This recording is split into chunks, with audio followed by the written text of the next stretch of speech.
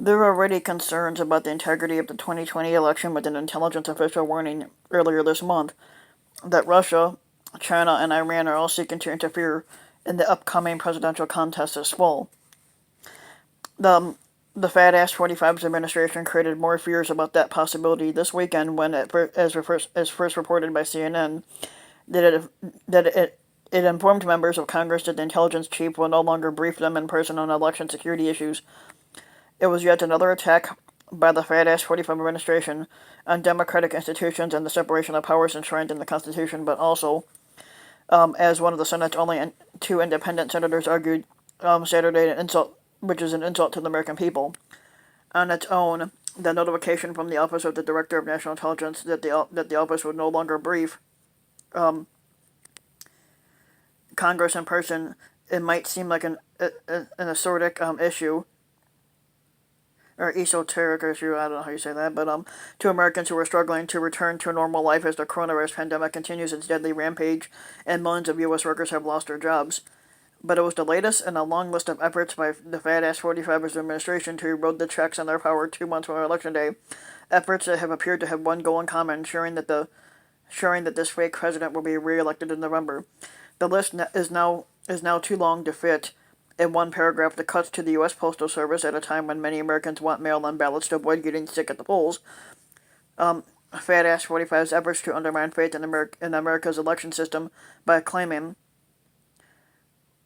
without evidence, that the increase in mail-in ballots would lead to a rigged presidential election. The Republican Party's use of the awesome power of the fake presidency to produce a propaganda-filled convention complete with pardons and the transformation of the South Lawn of the White House into a political arena, the bullying of the U.S. Centers for Disease Control and Prevention to revise its guidance in COVID-19 testing, and the battle to produce a coronavirus vaccine this year, despite concerns from scientists about that timeline, and the administration's recent exaggerations about the life-saving benefits of convalescent plasma treatment as they announced an emergency authorization for its use.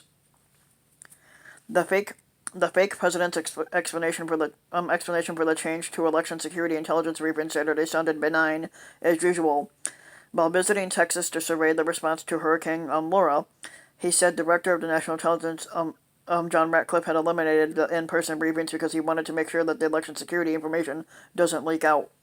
Senator Angus King, an independent from Maine, rejected this explanation as a rationale during an interview Saturday with CNN's Wolf Blitzer in the Situation Room. The taxpayers of America are paying billions of dollars for the collection of intelligence, and we, the people, should have the benefit and the knowledge that intelligence brings, said King, who caucuses with the Democrats. Learning about it next February or March doesn't do much good. We're talking about interference with our election this year, which we know is going on. The Intelligence Committee has already told us this. King pointed out that members of Congress needed the face-to-face briefings in order to ask follow-up questions to the written reports to probe and deepen representatives' understanding of the intelligence. So this is a real step backward. It's a real slap in the face to the American people who have a right to know what the intelligence community knows, and that's what we're here for. House Speaker Nancy Pelosi and House Intelligence Chairman Adam Schiff, two of Trump's top political adversaries, called the maneuver a shocking abdication of the administration's lawful responsibility to keep Congress informed. On the State of the Union Sunday, Schiff said it is possible that the House could subpoena intelligence officials to testify on election interference. I can't speak for what that decision ultimately will make.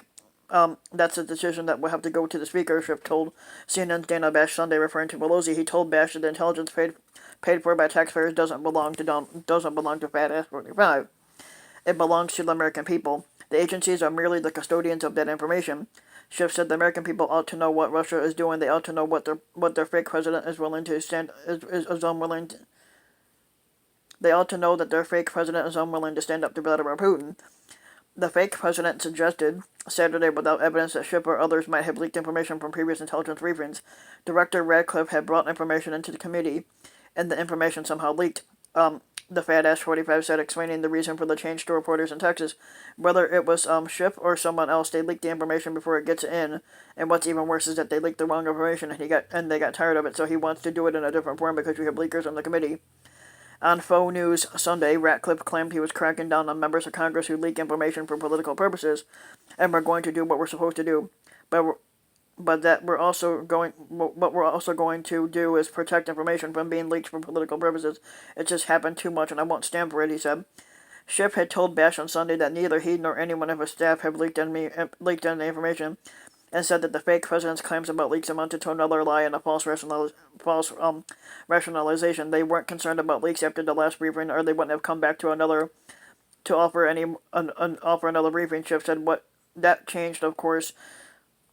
What changed, of course, is the fake president probably is in another fit, saying, "I don't want Congress informed," because the last time that Congress was informed, the Director of National Intelligence had to put out another statement to acknowledge the fact that the Russians are helping Donald Trump again.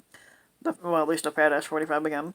King told Blitzer that during his early 8 years on the Senate Intelligence Committee, he couldn't recall any time when anything was leaked from the committee.